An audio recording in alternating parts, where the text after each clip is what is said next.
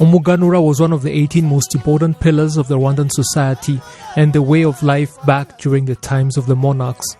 Those 18 pillars that included ceremonies were not that different from the sort of religious rites you may see today. However, they centered on norms like the economic prosperity of the kingdom, security, and strengthening the monarchy itself. A council of officials known as Abiru were charged with ensuring the integrity of these important pillars that one may compare to today's national constitution. The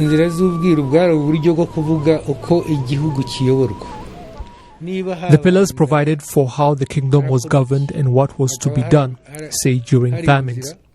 I can compare those pillars to the constitution, and that group of Abiru may be compared to the Supreme Court, Chamber of Deputies and Senate and Parliament all rolled into one, being the ones that provided such laws and also oversaw their implementation.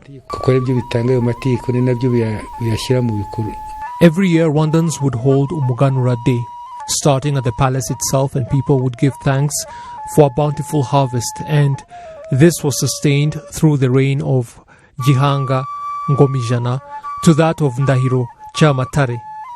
Umuganura became particularly important when Ruganzu, the second Dori, returned to the kingdom from exile to claim his murdered father's throne and found that for 11 years the important event had not been held and decided to use it as a unifying factor for all Rwandans.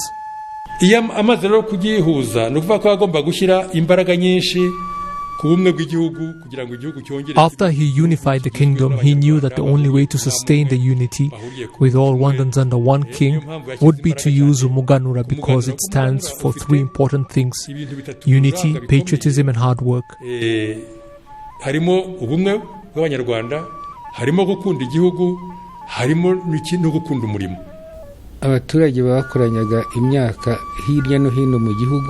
The people would gather the best crops from all over the kingdom and take them to the palace, and once there, the king would kneel before the offerings, after which the royal palace and other officials gathered there, including the queen and the chief of the Abiru, would eat and drink. The achievements of the kingdom would also be announced and future plans made, with people stating what they intended to strive for. The king himself would then hand out digging hoes and other farming equipment, distribute them and bless the people, telling them to be fruitful in all they do, be it agriculture, animal husbandry and so on, urging them to multiply and populate the kingdom. That is how he blessed them.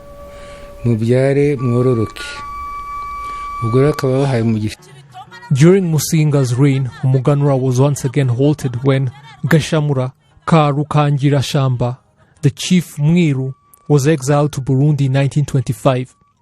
He has since been used in proverbs as a way of remembering him, after colonialists accused him of mixing cultural norms with Christian ones. After the white men saw that unity and harmony among Rwandans, they did not like it, and that is when they decided to exile Gashamura, the chief of the Abiru, in 1925, and the civic program known as Itorero was abolished. Yet it is the one that provided the guidelines when it came to proper conduct in the country.